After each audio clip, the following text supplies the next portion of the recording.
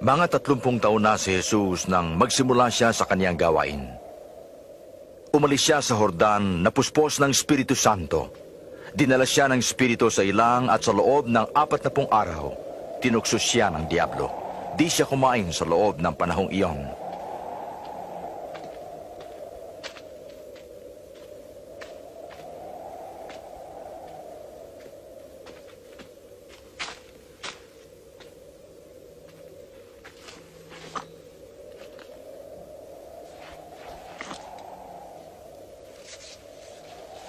At sinabi ng Diablo, Kung ikaw ang anak ng Diyos, sabihin mo sa batong ito na maging tinapay.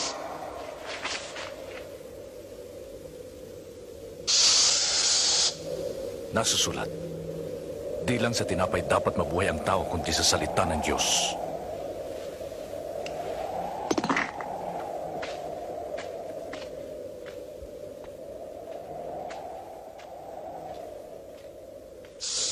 dinala siya ng Diablo sa mataas na lugar at saglit na ipinakita ang lahat ng kaharian ng mundo. Ibibigay ko ang lahat ng kapangyarihan at mga kayamanang ito sa iyo.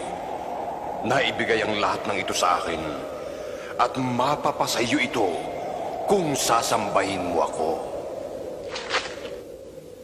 Nasusulat, tanging Diyos ang sambahin mo at siya lang ang iyong paglingkuran.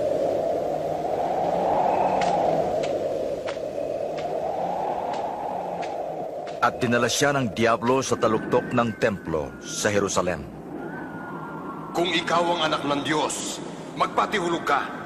Pagkat sinasabi, uutusan ng Diyos ang kanyang mga anghel na ingatan at alalayan ka nang di matisod man lang sa bato ang iyong mga paa.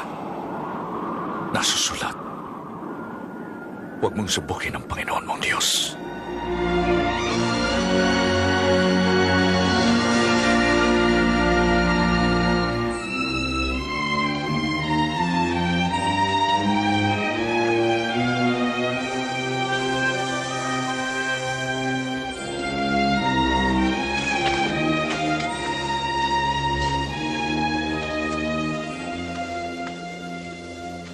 At umuwi si Jesus sa Nazaret, kung saan siya lumaki.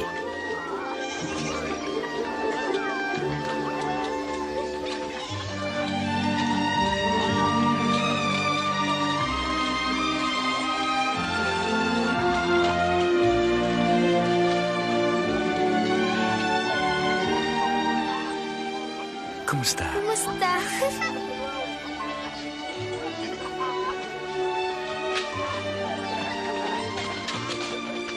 Noong Sabat, pumasok siya sa isang sinagoga.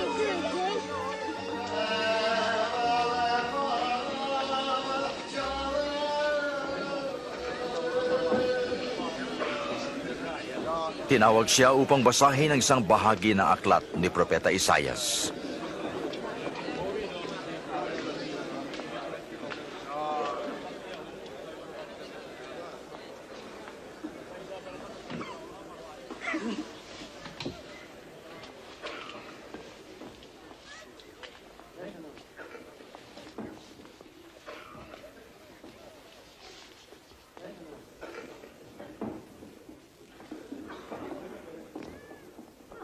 Ang Espiritu ng Diyos ay nasa akin, pagkat hinirang niya ako upang mangaral sa mga dukha.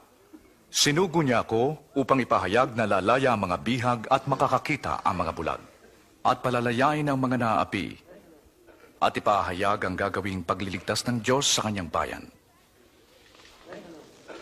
Mahusay siyang magsalita.